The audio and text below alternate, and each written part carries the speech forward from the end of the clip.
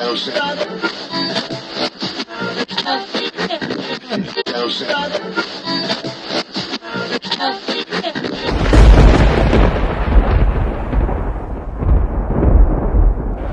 right. We getting ready to go out. We're gonna go to Greens Point, the shelter first. That's the first place we're gonna go. Okay, and then we're gonna go to the northeast side, Tidwell Homestead area, to pass out the supplies that we have. We're gonna pass out as much as we can over at Greens Point. I'm not even sure by the time we make it to the northeast, we're gonna have anything left. We don't need a whole bunch of cars. You leave your car here, we load it back in the trailer, we carry out there like that. Hey. See, whatever you take from this song, it's all you. If you get what I mean. It's more than just hair. It's basically defining your culture, finding out what you love about yourself from within. So, my afro, yeah. The ground in every room I walk in trembles, ay, ay, ay. Be careful. My afro, yeah. The curls grow with so every way they want to. Hey, yes, it's true. My afro really cannot be compared. It's rare, see, to me. It's more than just hair on. It defines the beauty of my soul, so. It defines the things that I know, the depth of my roots, the ones who we come from. Even the ones who we running from, see. Each and every single one of my curls represent one. Oh, just yesterday, I had to pull out my pick. Loosen up my curls just a little bit. Break out my nicks. Oh, yeah. Yeah, so, Hurricane Harvey, black experience. This was a black experience because it not only affected us as men and, women out in the community, this affected a whole group of people. And we were just able to capture one neighborhood, honestly, of many. The water line is high. Just want to prepare y'all for that. It may smell, but we're going to get it in to help our people. Y'all with me?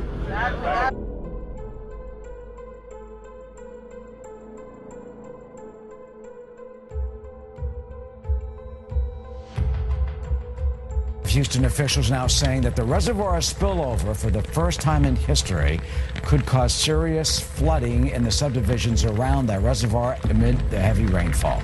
And that could make the situation there in Houston even worse.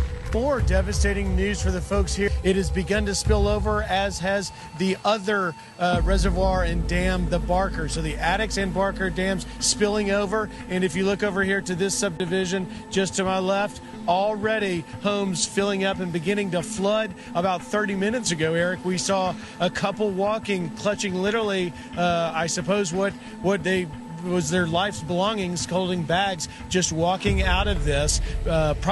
Certainly not happy with the decision, with officials not telling these folks to get out. But this is never happened in history. This is unprecedented. Approximately 34 inches of rain has fallen in the watersheds upstream of Addicks and Barker.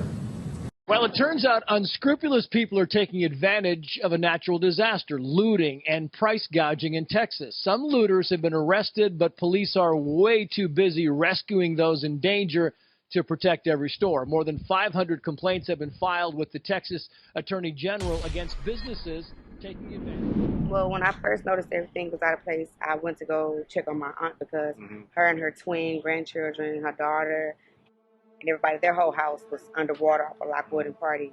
And when we went over there, we were over there for 2 days at the library. They had to break into the library to get to safety because nobody would come and open it, even though it says that this is a shelter if any natural disasters happen.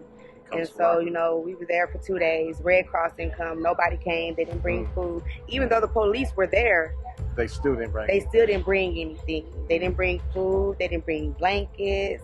And then the AC was on in the library the entire time.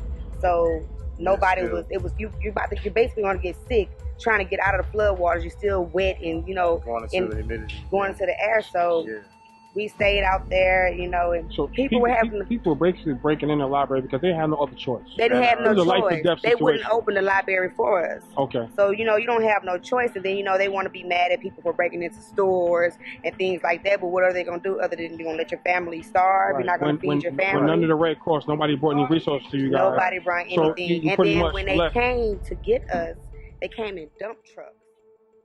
Like, you know, in Katy and everything, the army was coming, staving in boats, and they had tarps. I feel like it was a great showing of unity, how to handle situations with each other. You know, we were able to put it's not like we have differences, you know, per se in that sense of organization, but just individually speaking, you know, we may have things we don't agree with, but at the end of the day, we understood, man, our people need us, man. If you're able to get up and assist your people, it was even a hesitation. It was like, well, you know, where I gotta be, what time I gotta be there. One thing, I know every time a tragic event happens, it also presents an opportunity for improvement. Learn from what happened to better your situation, to better your community in all kind of ways. So we're live right now in the midst of an unprecedented rain total and catastrophic multi-day event of rain here in the city of Houston. Many of you have seen through all different forms of social media and other media the dramatic scenes that have existed. This is a continual and dynamic storm event. That means that we're in day 3 of potentially day 5 or 6 days of consistent rain. Many people have already been devastated. We are unable to make a total assessment of the situation now because it is ongoing. In the National Black United Front's history, we have put in a lot of work in terms of providing relief throughout the world to African people, including Grenada, Haiti, with Katrina, Rwanda, and throughout Houston and other cities when our people are in need. And that's what this effort will be about. We have a certain level of capacity in different arenas, and we're calling on you to support us at a grassroots level in terms of increasing our capacity to serve our people. The good thing about being in the National Black United Front is we don't have to create a relationship with the people just doing hurricanes or disasters or terms of stress. We already have very powerful relationships with our brothers and sisters in every part of the city of Houston. Welcome to the Smudge once again. We are here today having our last quarterly smudge, and this one is the Houston Strong Smudge, and we're calling it that because we have been through a lot together as a city. We've been through a lot as people, and spiritually there's always warfare happening. So of course we use the smudge to be able to come together and have a spiritual cleansing, musical cleansing, have conversations with people, get to know all the different vendors, because these are the people that make up our community, right? And so we're here, of course, representing All Real Radio. We have the Blacklist Association that we teamed up with to make this event happen this time, and the Harambe Art Gallery in this beautiful, gorgeous space. And I hope you've taken the time to walk around and check it out.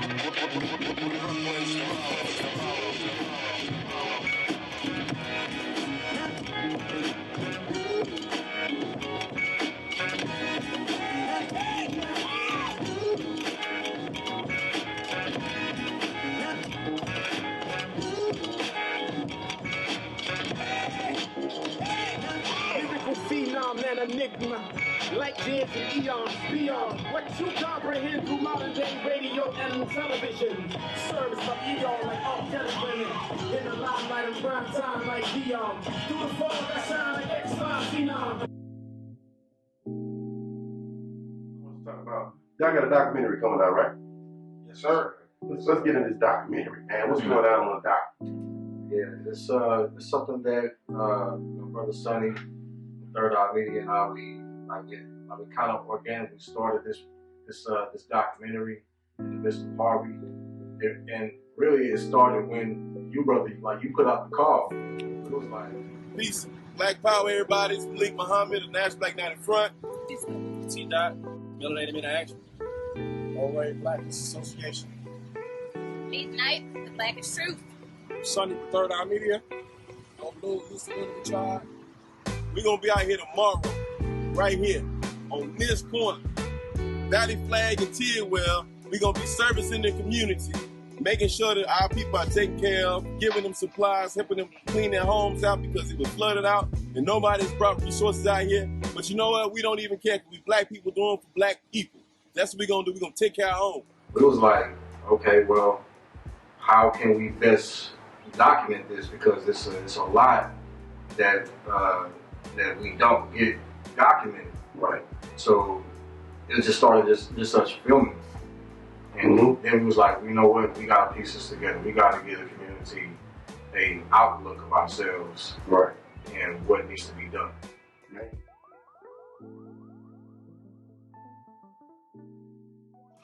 You know, I'm student minister Dr. Abdul Halim Muhammad. I'm the Southwest Regional Representative of the Honorable Minister Louis Farrakhan and the Nation of Islam. And our experience at Harvey just is this, is that it was reported to me that there were over 900 calls per hour to the 911 calls. So how can they respond to that many calls? So what it was about people helping people, not only during the response and rescue parts, but also during the recovery. We're in a long-term recovery right now. It's going to take 2 years for some of these people to recover because they lost everything. But what happens is that regardless of our creed, regardless of our ideology, our methodology, we have all been forced to come together and to realize that we're black men and black women here in North America and that we got to work together. And this is the definition of operational unity, which is unity without uniformity. And so he's free to do what he does where he does. I'm free to worship and do what I do where I do. But when it comes to serving the people, there's nothing more sacred than serving the people. That's right. That's right. And we on the, like for the city of Houston, we got so much rebuilding to do. It's like you said, it takes all of us in the strength of unity. You know, I'm always thankful for Miles 45 for the outreach and the work that y'all put in. Anything that, you know, we can help support the Blacklist, MMOA, you know, MBUF, all our organizations, you know, we always here. We're always here. Well, what we want to say to those who may be viewing this outside of Houston, listen to me. It's us today, it'll be you tomorrow. And if you're in a cold climate, as much as we had 20 trillion gallons of water and 51.88 inches of water rain, I'm warning you that you may be facing that much snow. And you will need us. And as you prayed for us, as you called on the ancestors for us, we're going to be doing the same for you. So come together before the calamity comes, join and unite, and be one when it comes for the people, because there's nothing more sacred than helping God's people. Right. Thank you, brother. I love you for that. I love you, man. Just keep your head high and your fist up, you gon' shine. Just keep your head high and your fist up. With the Blacklist Association. I'm sitting here with our East Coast connections for Hurricane Harvey relief. I have Brother Bash, a council member for the city of Wilmington. I have Sister Vanity and Sister Erin with the Eve initiative. What encouraged you guys for this effort, for this issue, for this initiative? Well, for me, I got called to join Chester to Houston and Philly to Houston. But to me, I always knew that there was areas that weren't being serviced, such that FEMA and Red Cross weren't hitting. So that was my motivation to making sure that we got those supplies and things to areas of the community, that grassroots opportunities that, like ourselves, you know, we wanted to service them.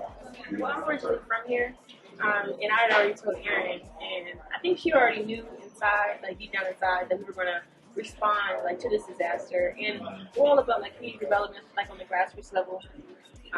The residents here, just like any kind of residents, like everywhere, right? They're like our family, and me and Erin have been doing this kind of work for a number of years, and it just warms my heart, and it's like my gift and purpose to make a difference in other communities.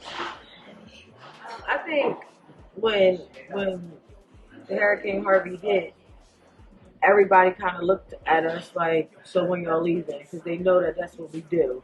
So it was like before we even kind of said that we were going or even put it out there that we were interested in going, people were asking us when we were leaving, what can they donate? And it wasn't even a conversation at that point.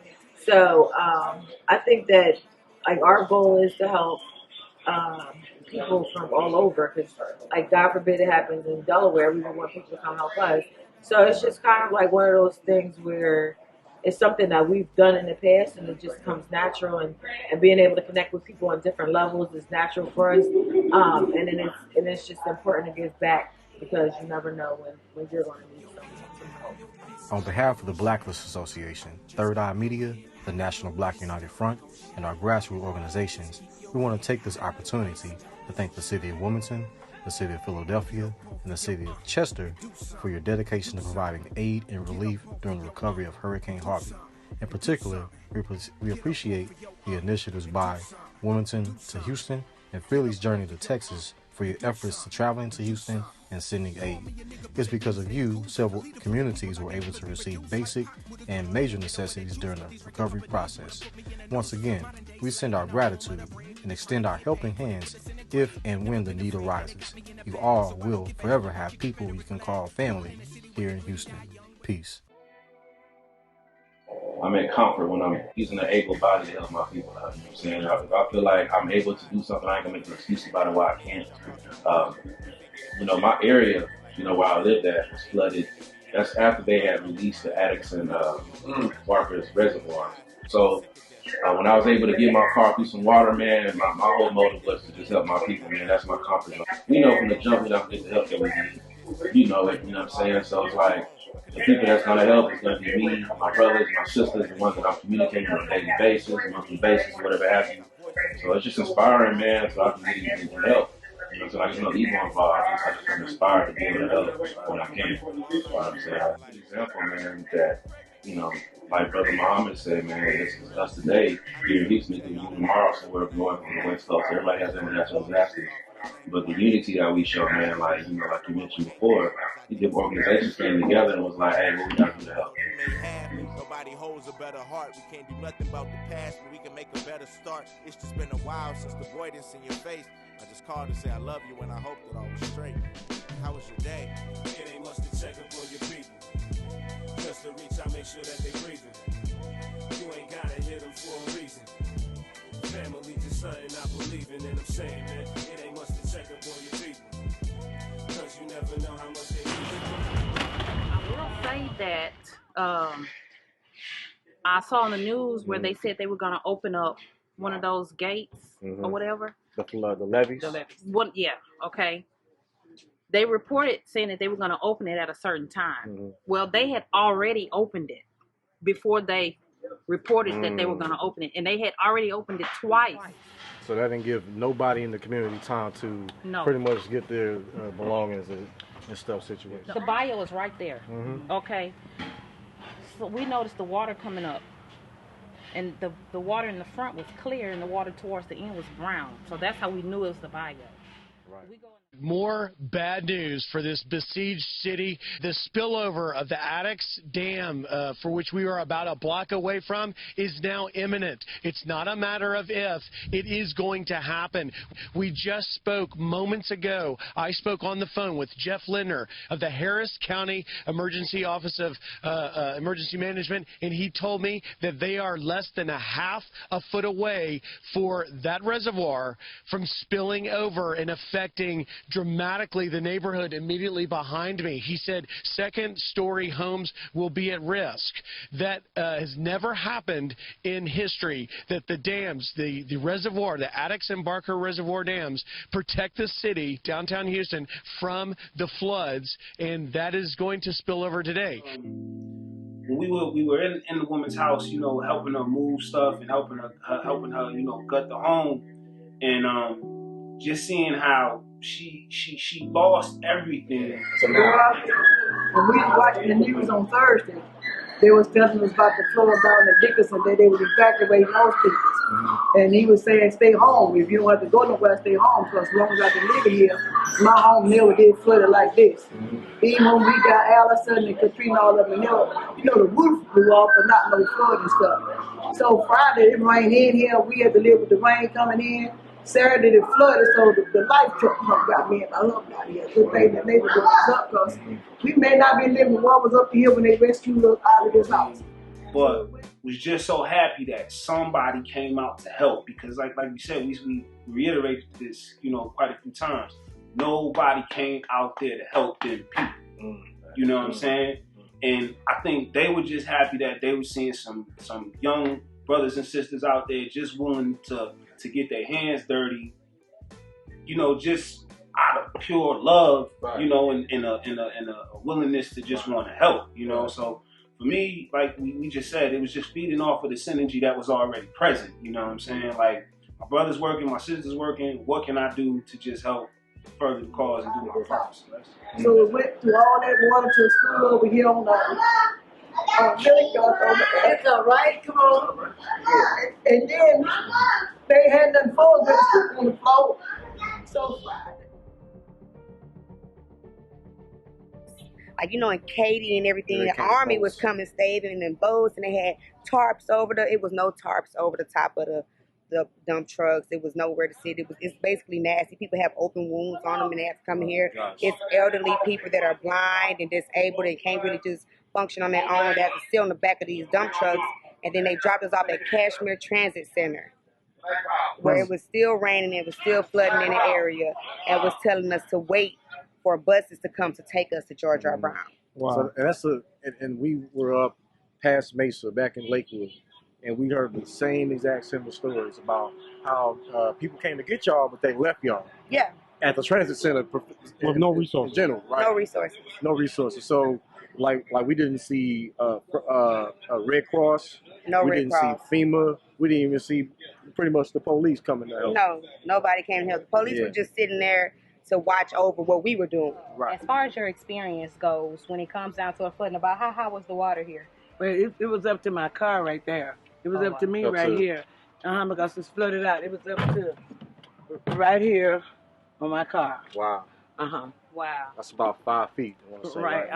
My husband was, but see, he had a stroke a couple of months ago, so it was hard for him to get out. Is he okay right now? But he's okay. Okay. He's done pretty good. Nobody came to help. The police were just sitting there to watch over what we were doing. Right. They see people breaking in. The first thing you see on TV in Fifth Ward is some people breaking into a store, but they don't show you the flooding waters and the old people that's stuck in this water. And nobody was prepared for this. I mean, the news didn't even cover it the way it's supposed to have been covered. Of course. And that's exactly why we're here, because we need to hear the true story about what happened, so that way, not they can fix it, so we can fix it.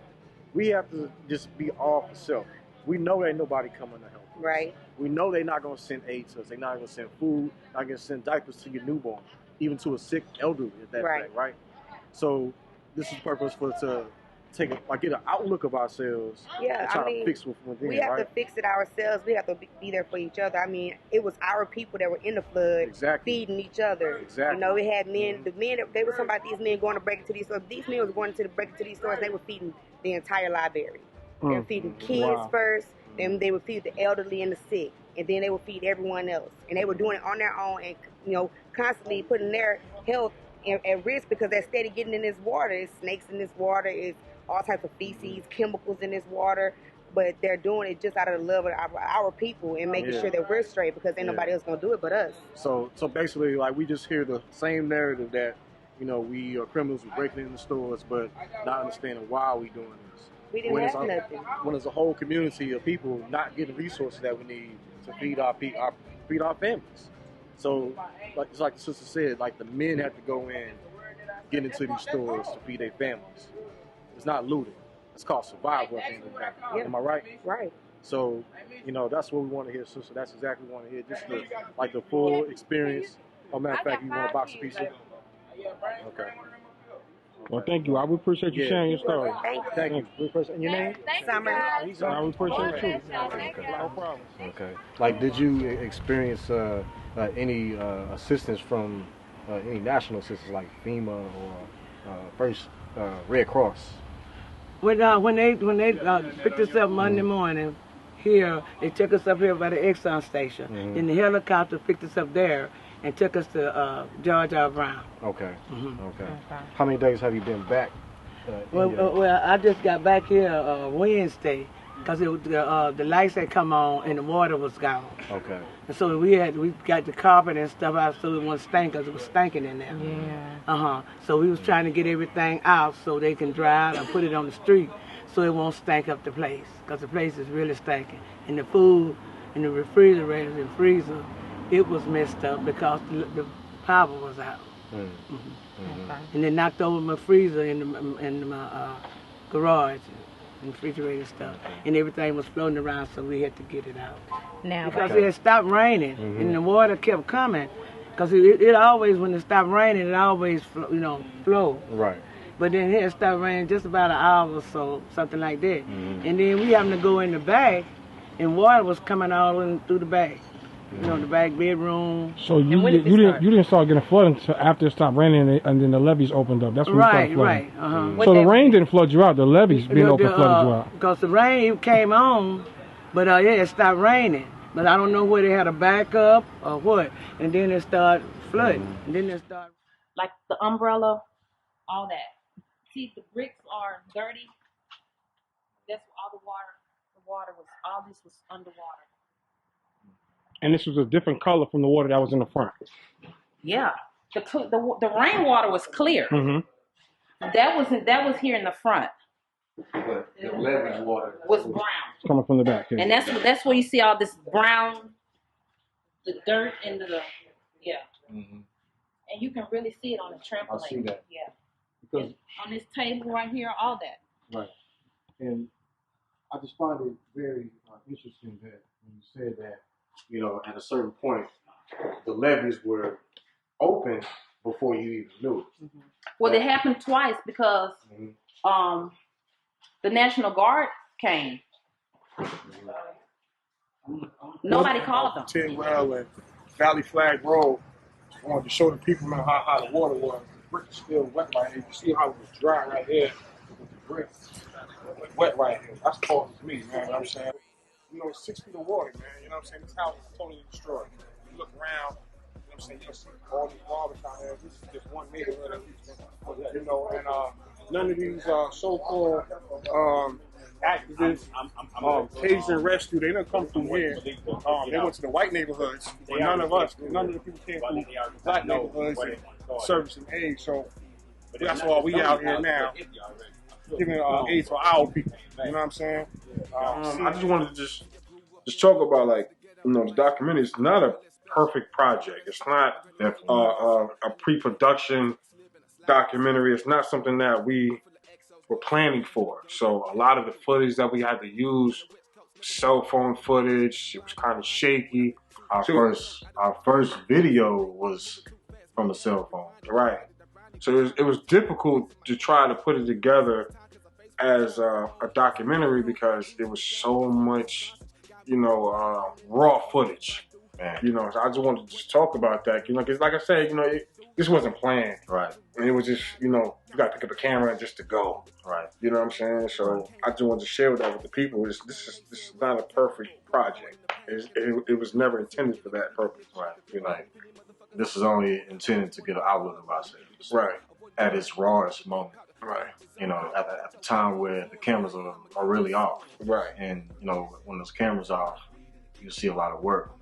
And it's a beautiful thing because not only we caught footage of devastation, but we caught the unity.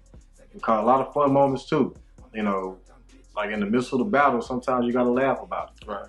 You know what I'm saying? Right. And sometimes you gotta have fun about it. But we knew at the end of the day that this documentary was gonna be powerful. Right. Right. The unity that came up from this devastation was beautiful. You know what I'm saying? It was something that was needed. It's something I think we should build upon. It shouldn't only be because of a catastrophic event that we come together. We have to keep this unity going. Right now.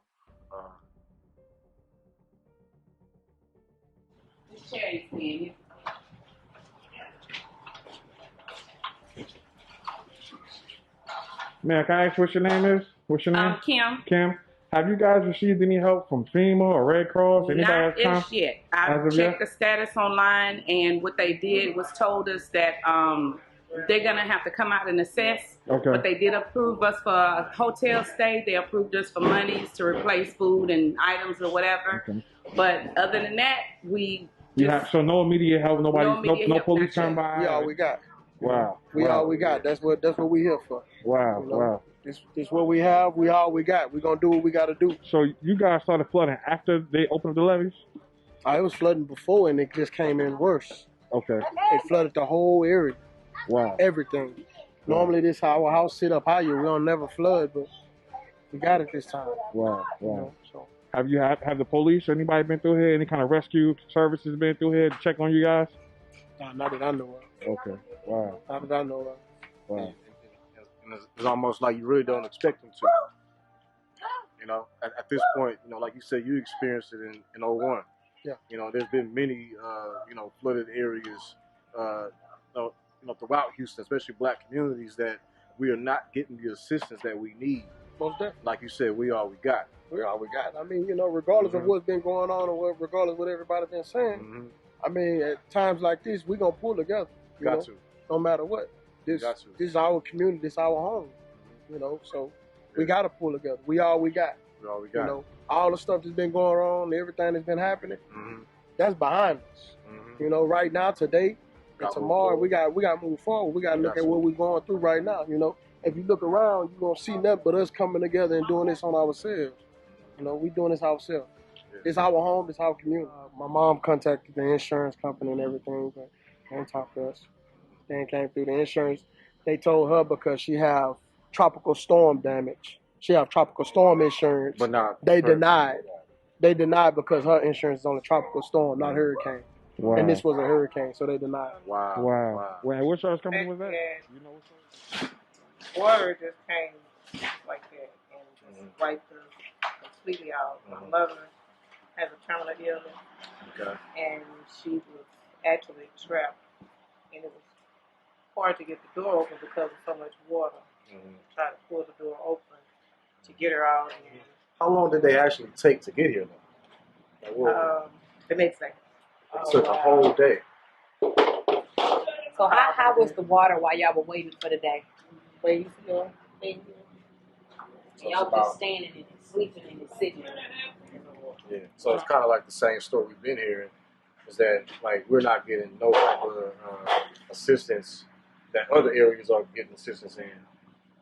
Now, one interesting thing that's common around is that everybody pretty much experienced the same type of water rush at the same time. Like, did you notice that it was raining hard, and then all of a sudden, just water just came out of nowhere? Actually, it was raining hard, but the water hadn't rose yet, and then when it started, it came to the driveway. But once I guess they released whatever they did or something, the levees or whatever, and then everything just went out of nowhere. It came so fast. Past Tidwell and Mesa. So we parked, we sat there, whatever. So we decided to come back. So by the time we left for about 4 hours. So by the time we came back, about 4 hours, we could not even get on the street. We parked the truck on Tidwell, walked through the grass, came in the house. The floors were just barely wet. Within like about 6 or 7 minutes, the water just started coming up. So that's how you kind of know like the levees was already right. That's how we knew that they opened it that time. Okay. As a result of those levees being open, how much did you lose out from your house? Everything. Everything. As you can see, everything. I'm looking back in the wall and I see how high the water is. Yes. You know. Yes. So pretty much your car was completely underwater. And yes. Could you also tell them, Queen, about what you were telling me about the flood insurance? Many of your neighbors don't have flood insurance. So could you tell us about your experience being prepared in that area versus if you didn't have flood insurance, what your route has to be? Well, the thing about it is the mortgage company and FEMA sent me a letter in March saying that they remapped the flood zone in this area. So I was kind of, if I didn't get my own flood insurance, the mortgage was going to put a forced place policy on me. Wow. So the sinks. You want to walk us in? You walk.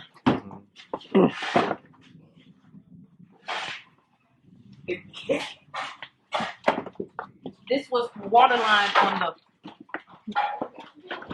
On the car. And is the vehicle any good? Can you drive your vehicle? Oh no.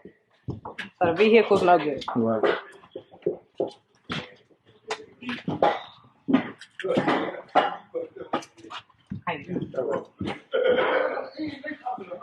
This is the living room area. Everything, if you can see the water line right here, across here, and they have to cut it like 1 foot above the water line. So and if it's but if it's wet, they have to go higher. They they have to keep going until they get to a dry spot. This was a kitchen area. This was my washroom with my washer and dryer. Refrigerator was here, which was laying flat down. I had a pantry right here, dishwasher right here. This was my my sink and the countertop going all the way across. So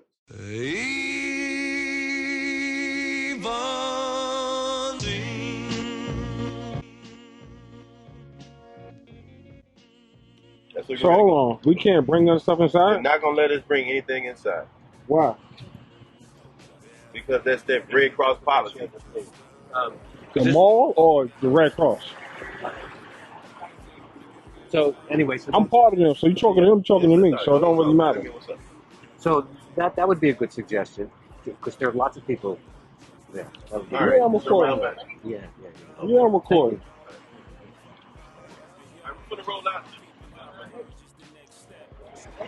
We're gonna go around back. All right. But Red Cross ain't gonna let us. Red Cross won't let us take any donations to the people. That's their policy, whatever. All right. Hey man, I'm sitting here in front of the refuge center, man. We brought a trailer full, cars, truck full of stuff. They told us we couldn't bring our donations in.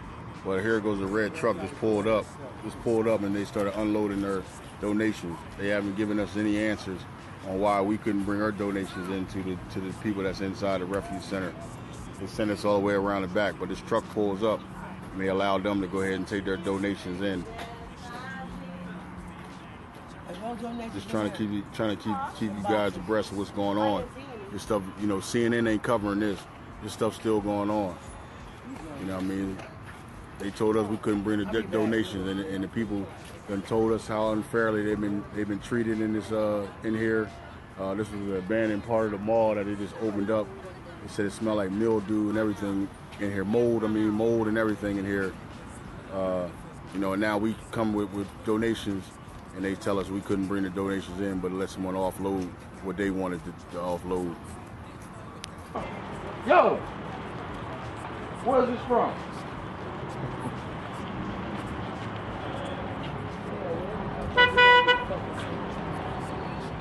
What's that doing?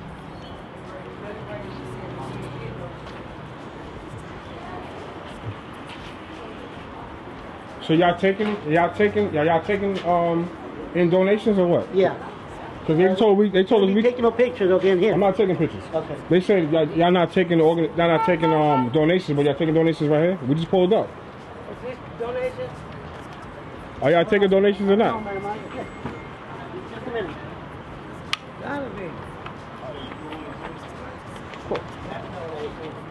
Why they keep bringing this? Are y'all taking donations or not? I don't know, sir. Hold on. You don't know what you taking them in. I sound like you don't know, but he's taking in donations. No peace.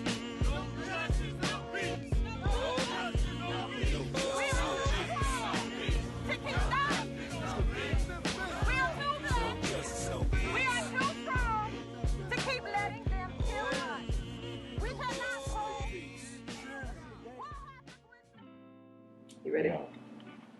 Peace. I am Alicia Miles, born and raised here in Houston, Texas, and my connection to Harvey was unexpected. I didn't really have any negative connotations to like a hurricane. because we've been experiencing them. I guess it was kind of like being desensitized, right? We've been experiencing hurricanes forever, you know. As a single parent, you have to start, like I had to start to formulate, like, what are my escape routes? How we gonna get out of here? I got 2 little bitty kids. Neither one of them gonna be able to swim. What am I gonna put them on? How we gonna get out of here? What do I need to put them in to sleep if we have to leave in the middle of the night? What are they, you know? And so it's just like, what's this realization that this water was not going to stop coming? And I lived in a neighborhood that's flooded historically. It was kind of like, yikes, okay, this is serious. You know, it touched me, it impacted me in that way. And I realized maybe 5 hours into it, then nobody was actually responding to the calls for help. Nobody was answering. And so I got on the Zello app, which is kind of the next thing. I got on the Zello app and went looking for this Cajun Navy and all these other, you know, first responders and volunteers, and got on there and found them and talked to them for a while. And every time you would post a address on the south side of Houston, you would get a response of asking people, are they armed? Warning people about being safe on the side of town. And I don't live in what's necessarily considered a bad neighborhood. I live in a working class neighborhood. And so it was really weird to see that I could call, you know, I'm trying to call and get assistance for people to get rescued. And I'm kind of being handled like it's not safe for people to go in and do the rescues. Like there's no ground to stand on. Like who's gonna rob you? They got boats. If the robbers got boats, then we wouldn't need you. You know. So and then I went to another channel. It was like the South Houston Rescue Channel or whatever.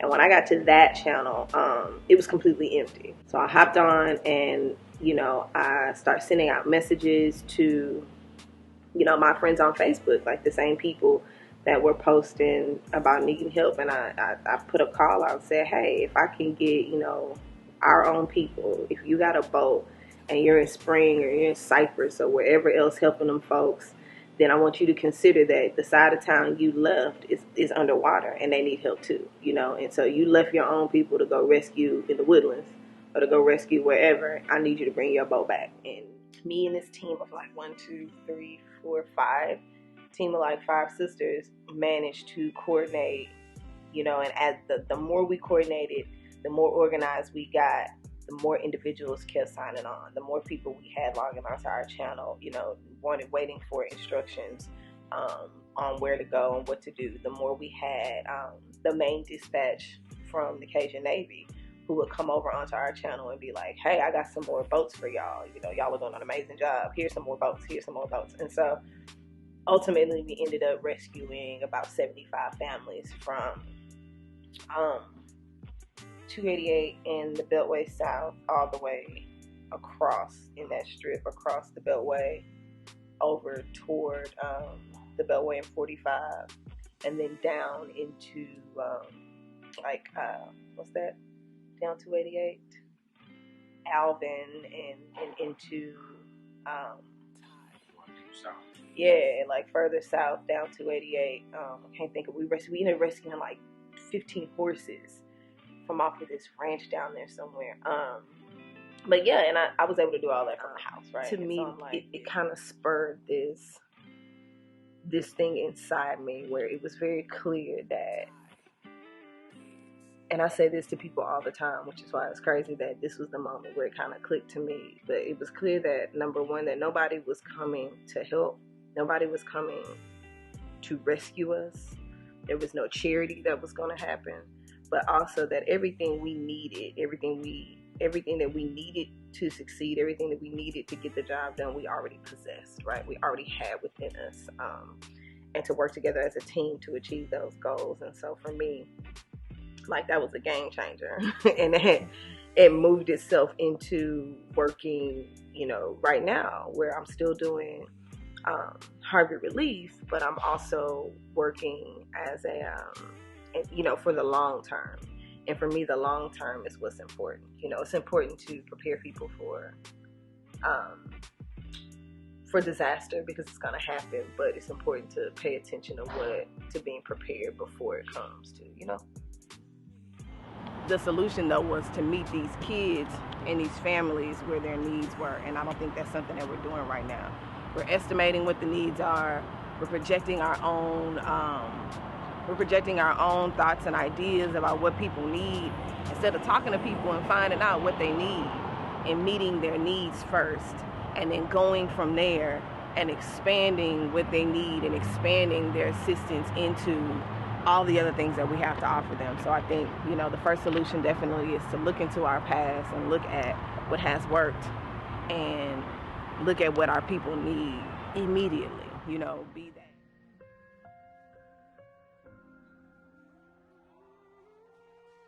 You know, in the midst of everything what we've seen, man, and you know, it's like we knew. Yeah. You know, it's at the end of the day, we know nobody else is coming to help our people. It's up to us, you know, our brothers, our sisters, to get out and put our boots on the ground, as we like to say, to go out and assist our people, because at the end of the day, like I said before, we know good and well that nobody else is going to come help us when we need it the most. Right, because you know, like we didn't see FEMA.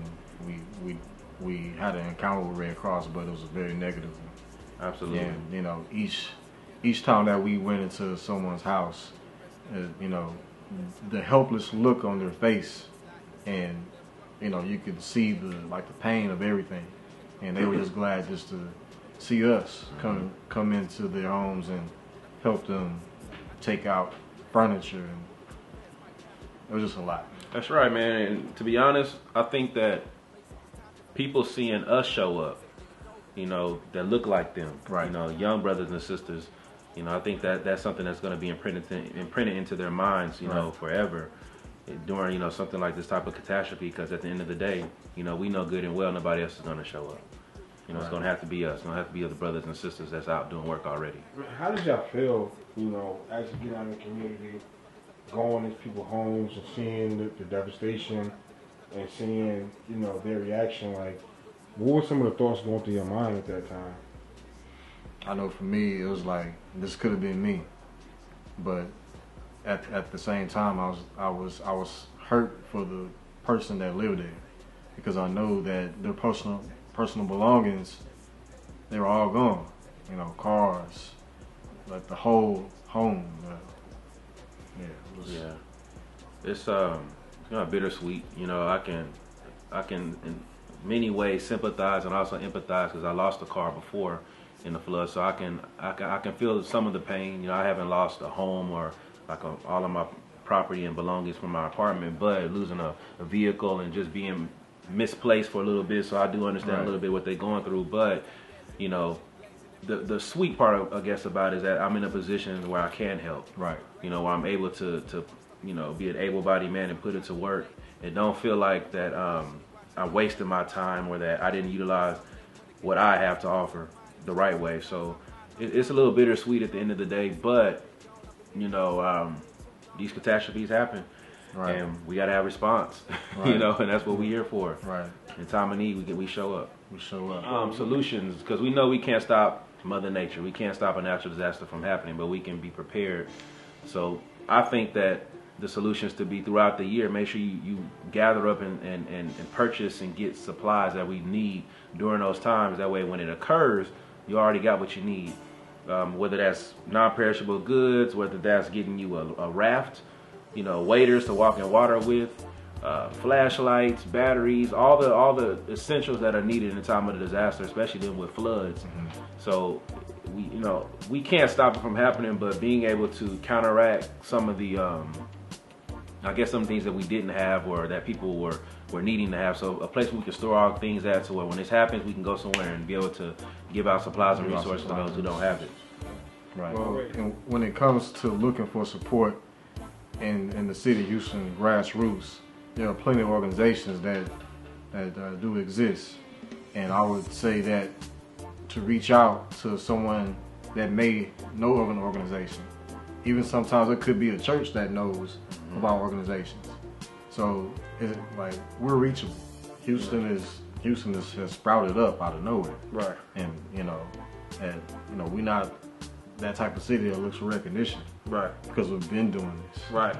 You know, so it's not about that. It's more or less of just building our community and offering solutions to our community as well. Because we learn, even as organizations, that some things are better yet prepared if it's planned out correctly. Right. So, when we offer solutions to the community, is more or less because we're looking for the best interests of our community. Right. And we want that to grow.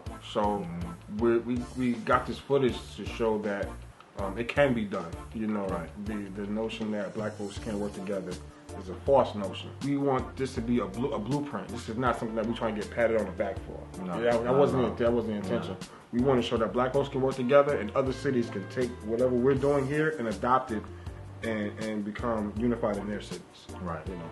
Right. Because at the end of the day, like the prize award is seeing a smile on, just seeing a smile on somebody's face. Right. And during those times and those days, we were out, working. Even in the midst when I was tired, I was like, I feel like I could do some more. Right. But I know that at the end of the day, I have to get some rest too. right. But I was eager to get back the next day. Yeah. Definitely eager to get back the next day to, put another smile on somebody's face or hope in somebody's heart. So, salute to Brother Kofi. Absolutely. What's the name of that sister that's always at Mbuff too? I forgot her name. Sister Falani? Yeah, Sister Falani. Sister Falani, she was organizing. Sister Falani, thank you. Yeah. Thank you. We got Tribal Power. Tribal Power, they in the mix. Sister Kane, my brother Anthony from San Antonio. Oh yeah, He came out from San Antonio. There's another brother, Chris, that was with him too. Chris is in Buff, I believe now, if I'm not mistaken. Okay. I believe so. Okay. Sister Neek was out there as well. The Shrine Black Madonna. Shrine. They had, even though we didn't get any footage for them, they was putting in work too. They were taking in donations. Special thanks to the sisters and brothers of the Shrine Black Madonna. Who else? Shout out to Brother Cliff and Hoop Jargon. Hoop Jargon. They showed up as well. They had a shoe drive. So they had some other things going on too in the neighborhood. They went to a brother's home and posted up there and had a setup and it was nice. A lot of people donated shoes. The Philly crew. Philly crew. My Philly crew. Lavinia. Yeah. Sister Ashley, she's from Dallas. She came down with Lavinia. Did she come down? Yeah, she did come down. Yeah. Ron Green. Ron Green. Shout out to shout out to Ron Green. Can't forget about Delaware. Wilmington. Wilmington, Chester, Philadelphia, Brother Vash. Your homie that hooked up with Vash. Yeah, man. Shout out to my boy Richard Raw. Because without that big truck that came from Philly and Delaware and, everybody up top, thank y'all. Peace to the brother, the homie Pop. And, that's right, and the homie Talik, they was all out there working. It was just so much more widespread. Y'all only seeing this much. Full Flavor Cafe. Full Flavor Cafe. Full Flavor Cafe, that's right. Lisa Miles, thank you. Lisa Miles was very powerful during this time. Our radio, appreciate it. Conscious Mindset. Conscious Mindset, Brother said. Melanated, Illuminated, Brother my brother right there. That's the hottest media in Houston right now. Shout out to the homie, man. That's my boy, man. I'm so proud of him, man. Definitely. Olu and, twins. Yeah. Everybody from that tribe. So, yeah. Man, everybody RBG, if any RBG, you Black Power. If you ain't Black Power, you Black Liberation. Whatever, but it's all a collective effort. Dallas too. That's right. Dallas Clear. Dallas Clear. Yes. Special shout out to Naomi. That's the sister. Naomi Love, yeah. Yeah. Okay. Shout out to Naomi Love. She's the one who introduced this documentary with a powerful voice. Yeah. So thank you. Definitely. Yeah, thank you to my brother Alexander on the East Coast of New York. He sent supplies down from New York down here to look out. Wow. So big shout out to my brother out there, man. Yeah, big shout out. Yeah, shout out to New York. We had some people that did donate, and special thanks to them. California, because I believe Olu actually went to California for the benefit, concert. So thank you, Oakland. I think Louisiana, Florida, all in between that stretch. International. Yeah, international. But these are people that donated grassroots stuff. Right. So it like work in the community can be done. Right. Man, peace and blessings, Black Power. I do hope that the documentary is more than just the Black experience from the devastation, but also the unity that we showed. That not just Houston, but from all around the world, from all around the country in specific, that we do come together. So the rhetoric that Black folks don't sit together is false. It's just not real. It may be real in certain pockets, but not as a whole. We're showing you right now that we stick together in times of disaster.